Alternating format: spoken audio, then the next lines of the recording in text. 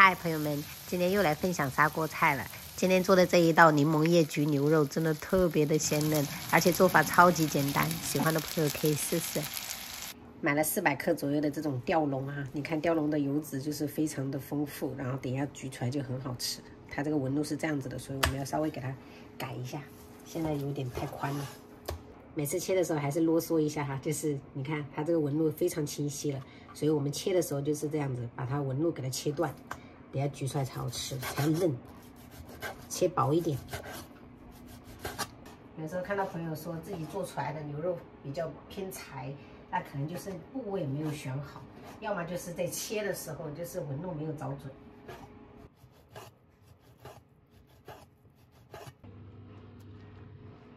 加入1勺糖，這樣的白胡椒粉，1小勺醬油，一點點老抽啊，再加入1勺的沙茶醬，再來少許的這個玉米澱粉啊，然後充分抓勻。因為沙茶醬本身它足夠有味道了，所以我們這個不要再加鹽了哈。充分拌勻過後，我們就來一點油哈，給它封住就行了。焗菜類的我們就多準備一些這種大蒜，稍微拍破就可以了。然後我是用的這種閩南紅蔥頭，沒有的話，朋友們也可以用小洋蔥或者是蔥白哈。這樣的話，我們再切成這種小顆一點。這道菜有一個獨特的香味，就是來源於這個檸檬葉，洗個幾片就可以了哈。臭淨聞它就有一股獨特的香味，像很多泰式料理店裡面，它就會加一點這種檸檬葉增香。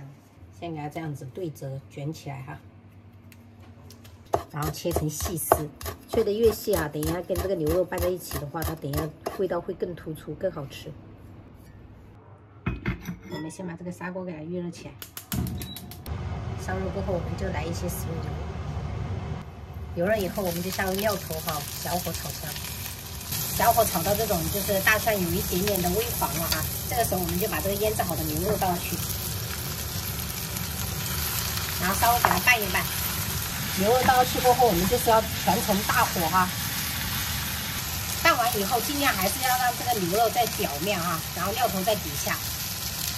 然後蓋蓋子，給它大火給它焗個5分鐘，因為我們牛肉切得很薄哈，很好熟的。然後等一下就準備一點高度白酒，等下最後激香一下。焗到大概30分鐘了，我們就用這個瓶蓋倒一點點這個高度白酒，連鍋蓋擰下去哈，再給它焗個1分鐘。好了，時間到了，朋友們，最後我們就撒上這個檸檬葉就可以開吃了。這道菜除了有檸檬葉的獨特香味，吊龍也是非常非常嫩的。今天用這種小盅的燉的隔水燉，然後這2碗是大人喝的，裡面有黨參，還有那個黃芪跟人參。這個小孩子喝的就只加了幾片這個黃芪排骨湯哈，隔水燉，然後還煮了一點這個生菜，直接淋油的。這是西芹炒魷魚，香辣田雞。本來今天中午想要吃吉林哥香，後面想一下算了。阿姨干是不是有營養啊？有啊，非常有營養，多喝一點。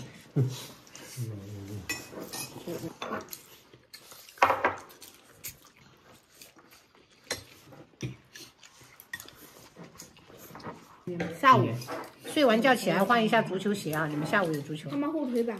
那後腿板不是在他們那裡？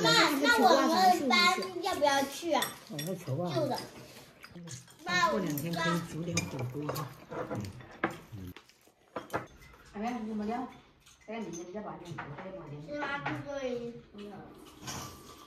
上個月我們還做飯的時候可以喝飲料，但是這個月已經完全不敢了，太冷了，6、7度。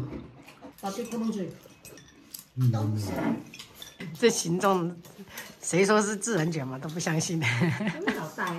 是啊。